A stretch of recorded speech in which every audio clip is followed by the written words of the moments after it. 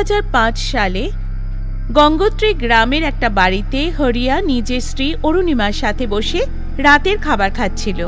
খাবার পর ও অরুণিমার কাছে জল চাইল। অরুণিমা, আজকে মনে হয় তুমি জল রাখতে ভুলে গেছো। না গো, ভুলিনি। আজকে সন্ধেবেলায় জলই আসেনি। খাবার বানানোর জন্য পাশের বাড়ি থেকে চেয়ে এনেছি জল। এখন তো যখন আসবে তখনই পাবো। তাহলে তো কাল পর্যন্ত জলও আসবে না। তাহলে কি কাল পর্যন্ত জল খাবো না? দাও, আমাকে বালতি দাও, আমি পুরনো কুয়ো থেকে নিয়ে আসছি। কথা মতো অরুণিমা হরিয়াকে বালতি দিয়ে দিল, আর হরিয়া বালতি নিয়ে জল আনতে পুরনো কুয়োতে গেল। কুয়োটার ব্যবহার পুরো বন্ধই হয়ে গেছিল, তাই ওদিকটা খুবই নিস্তব্ধ থাকত। হরিয়া পেছন থেকে নুপুরের ছনছন শব্দ শুনতে পাচ্ছিল। কে বলে সে পেছনে ফিরে তাকালো, কিন্তু সেখানে কেউ ছিল না। ও আবার এগিয়ে যাচ্ছিল। কিছুক্ষণ পরে আবার ছন ছন শব্দ হলো। এবার যখন ও ফিরে দেখল, সেখানে শাড়ি পরে একজন মহিলা দাঁড়িয়েছিল। কোথায় যাচ্ছিস হাতে বালতি নিয়ে? কুয়ো থেকে জল আনতে যাচ্ছি। কিন্তু তুমি কে? মহিলাটা রাগ করে বলল, ওই কুয়ো থেকে জল নেওয়ার সাহস দেখিও না। তোমাদের কারোর অধিকার নেই এক ফোঁটা জল নেওয়ার, বুঝেছো? শুনে হরিয়াও রেগে গিয়ে বলল, তুমি কে আমাকে আটকানোর ওখানে গ্রামের কুয়োতে? আমাদের গ্রামের কুয়োটা, আমি ওখান থেকে কেন জল নিতে পারবো না? কুয়োর জল জন্তু জানোয়ারদের জন্য। মহিলা কথা বলতে বলতেই মুখের রং পাল্টাতে শুরু করলো। ও একটা ভয়ানক দেখতে পেতনি হয়ে গেল। হরিয়ার দম বন্ধ হয়ে গেল। ওর হাত থেকে বালতিটা নিচে পড়ে গেল। ভূত ভূত ভূত ভূত বলেই হরিয়া সেখান থেকে পালাতে লাগলো।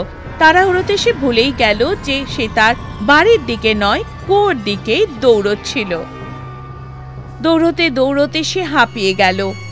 পেছন থেকে আসা ছনছন শব্দটাও বন্ধ হয়ে গেল। সামনেও কুয়োটা দেখতে পেল। ও কুয়োর সামনে গিয়ে দাঁড়িয়ে পড়ল। তারপর ফিরে দেখল যে দূর দূরান্তেও পেতনিকে দেখা যাচ্ছে না। কে ছিল ওটা? আর ও জল নিতে বারণ কেন করলো? হরিয়া আগে থেকেই তৃষ্ণার্ত ছিল। দৌড়ানোর জন্য ওর জল তেষ্টা আরো বেড়ে গেল। ভয়ও করছিল ওর, কিন্তু ও আর তেষ্টা সহ্য করতে পারছিল না।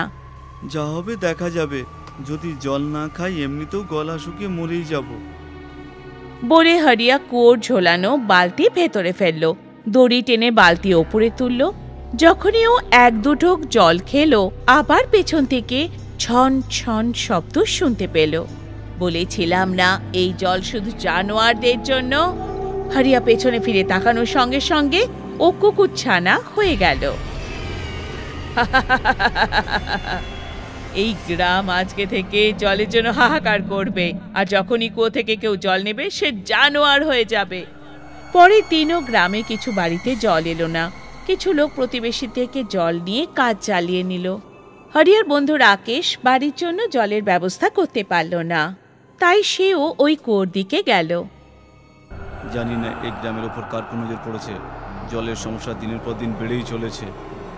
রাকেশ কুয়ো থেকে জল তুলল, আর যখনই সেখান থেকে জল নিয়ে এক ঢোক খেলো, তখন সেও ওই পেতনিটাকে দেখতে পেল। তোমাদের গ্রামবাসীদের নিজের কর্মের শাস্তি ভোগ করতে হচ্ছে, কারো নজর লাগেনি। শুনে রাকেশ যখনই ওর দিকে তাকালো, ভয় কাঁপতে থাকলো। ভয় চিৎকার করে যখনই পালাবার জন্য পা তুলতে গেল, ও একটা খরগোশ হয়ে গেল। কালকে থেকে জলের জন্য সারা গ্রাম হাহাকার করবে, আর জলের জন্য ভিক্ষা চাইবে, যেমন আমি চেয়েছিলাম। বলে পেতনি অদৃশ্য হয়ে গেল। পরের দিন সারা গ্রামে জল এলো না, আর অনেক দিন ধরে সারা গ্রাম এই সমস্যার সঙ্গে লড়াই করছিল। যখন জল শেষ হয়ে গেল আর কল শুকিয়ে গেল, তখন গ্রামবাসী গ্রামের প্রধানের কাছে গেল। হরিয়া আর রাকেশের বউও খুব চিন্তায় ছিল ওরা বাড়িতে না ফেরায়। ওরা দুজনে গ্রামের কয়েকজনের সাথে গ্রামের প্রধানের বাড়িতে পৌঁছলো। প্রধান মশাই, গ্রামে অনেকদিন ধরে জল আসছে না, আর যদি ওই কুয়ো থেকে কেউ জল আনতে যায় তাহলে ফিরেও আসছে না। আমাদের দুজনের স্বামী যখন জল আনতে গেছিল, সেখান থেকে উধাও। রাতে একটা শব্দ শোনা যায়, বলে যে এই গ্রামের কুয়োর জল শুধু জন্তু জানোয়ারদের জন্য। এইসব কথা শুনে গ্রামের প্রধান বিশ্বাস করল না। সে বলল, জল পানোয়ারের জন্য এইসব তোমরা কি বলছো? কি হলো প্রধান, এখনো কি সেই দিনের কথা মনে পড়ছে না, যেদিন তুই আর এই গ্রামের সবাই কুয়ো থেকে জল নিতে বারণ করেছিলি আর আমাকে গ্রাম থেকে বাইরে তাড়িয়ে দিয়েছিলি? কে তুই? আমার সামনে এসে কথা বল। প্রধান বলার সঙ্গে সঙ্গে পেতনিটা সবার সামনে চলে এলো। যাকে দেখে বাড়িতে দৌড়াদৌড়ি শুরু হয়ে গেল। গ্রামবাসী দৌড়ে দরজার সামনে পৌঁছলো, কিন্তু দরজা খুললই না। তারা পেছন ফিরে দেখলো পেতনিটা প্রধানের গলা টিপে ধরেছে। মনে কর প্রধান, 1 বছর আগে আমি যখন তোদের এই গ্রামে এসেছিলাম। প্রধানের মনে পড়ল আগের বছর একজন মহিলা পাশের গ্রাম থেকে ওদের কুয়ো থেকে জল নিতে আসতো।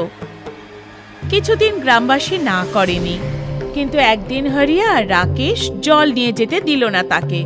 মহিলা সেই কথা গ্রামের প্রধানকে এসে বলল।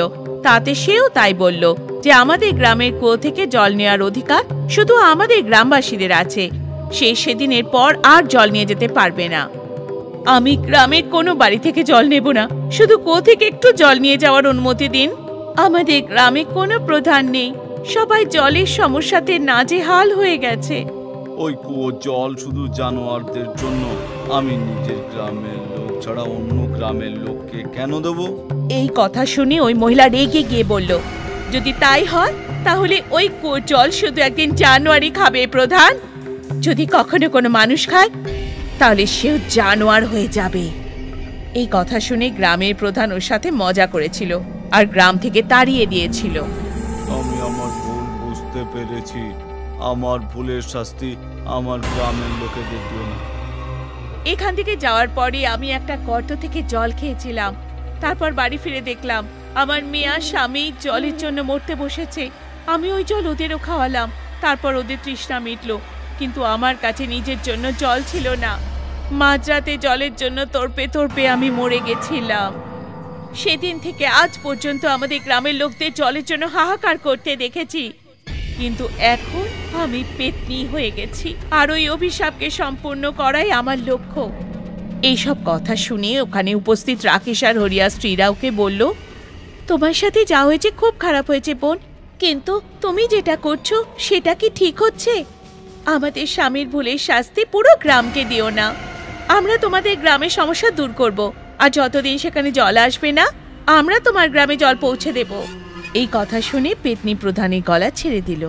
আমাকে ক্ষমা করে দাও, এই দুজন যা বলল আমি নিজে সেটা করার দায়িত্ব নিচ্ছি। তুমি আমাদের গ্রামকে তাড়াতাড়ি অভিশাপ থেকে মুক্ত করে দাও।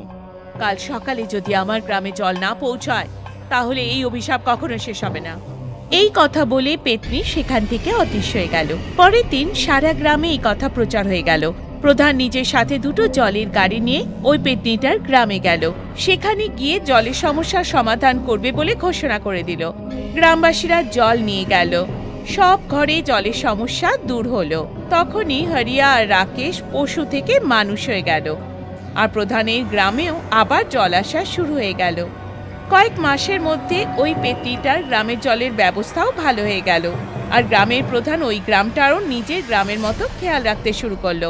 সেদিনের পর ওই পেতনিকে আর কোথাও দেখা গেল না, আর গ্রামের ওপরে জলের অভিশাপ সব সময়ের মতো শেষ হয়ে গেল।